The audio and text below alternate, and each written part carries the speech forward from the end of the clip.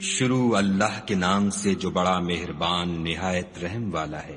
سچ مچ ہونے والی، وہ سچ مچ ہونے والی کیا ہے؟ اور تم کو کیا معلوم ہے کہ وہ سچ مچ ہونے والی کیا ہے؟ وہی کھڑکھڑانے والی جس کو سمود اور عاد دونوں نے جھٹلایا۔ سو سمود تو کڑک سے ہلاک کر دیے گئے، رہے عاد ان کا نہایت تیز آندھی سے ستیہ ناش کر دیا گیا۔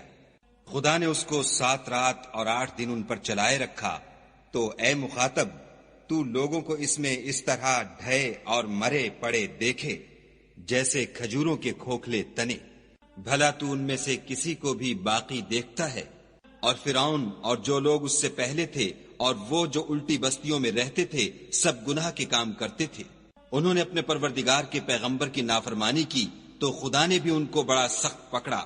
جب پانی طغیانی پر آیا تو ہم نے تم لوگوں کو کشتی میں سوار کر لیا تاکہ اس کو تمہارے لیے یادگار بنائیں اور یاد رکھنے والے کان اسے یاد رکھیں۔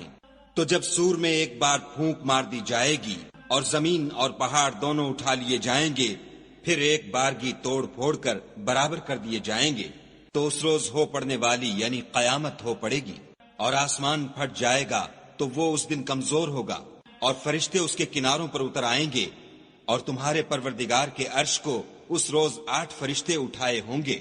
اس روز تم سب لوگوں کے سامنے پیش کیے جاؤ گے اور تمہاری کوئی پوشیدہ بات چھپی نہ رہے گی۔ تو جس کا اعمال نامہ اس کے داہنے ہاتھ میں دیا جائے گا وہ دوسروں سے کہے گا کہ لیجئے میرا نامہ اعمال پڑھیے، مجھے یقین تھا کہ مجھ کو میرا حساب کتاب ضرور ملے گا۔ پس وہ شخص من مانے عیش میں ہوگا، یعنی اونچے اونچے محلوں کے باغ میں جن کے میوے جھکے ہوئے ہوں گے۔ جو عمل تم ایام گزشتہ میں آگے بھیج چکے ہو اس کے صلے میں مزے سے کھاؤ اور پیو۔ اور جس کا نامہ اعمال اس کے بائیں ہاتھ میں دیا جائے گا وہ کہے گا اے کاش مجھ کو میرا اعمال نامہ نہ دیا جاتا اور مجھے معلوم نہ ہوتا کہ میرا حساب کیا ہے۔ اے کاش موت ابد الآباد کے لیے میرا کام تمام کر چکی ہوتی۔ آج میرا مال میرے کچھ بھی کام نہ آیا، ہائے میری سلطنت خاک میں مل گئی۔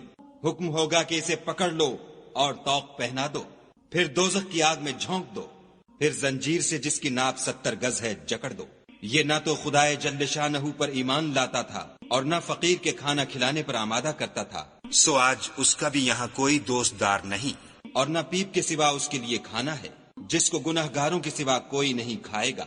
تو ہم کو ان چیزوں کی قسم جو تم کو نظر آتی ہیں اور ان کی جو نظر نہیں آتی، کہ یہ قرآن فرشتہ عالی مقام کی زبان کا پیغام ہے، اور یہ کسی شاعر کا کلام نہیں، مگر تم لوگ بہت ہی کم ایمان لاتے ہو۔ اور نہ کسی کاہن کے مزخرفات ہیں، لیکن تم لوگ بہت ہی کم فکر کرتے ہو۔ یہ تو پروردگار عالم کا اتارا ہوا ہے۔ اگر یہ پیغمبر ہماری نسبت کوئی بات جھوٹ بنا لاتے تو ہم ان کا داہنا ہاتھ پکڑ لیتے، پھر ان کی رگے گردن کاٹ ڈالتے، پھر تم میں سے کوئی ہمیں اس سے روکنے والا نہ ہوتا۔ اور یہ کتاب تو پرہیزگاروں کے لیے نصیحت ہے، اور ہم جانتے ہیں کہ تم میں سے بعض اس کو جھٹلانے والے ہیں۔ نیز یہ کافروں کے لیے موجب حسرت ہے، اور کچھ شک نہیں کہ یہ برحق قابل یقین ہے۔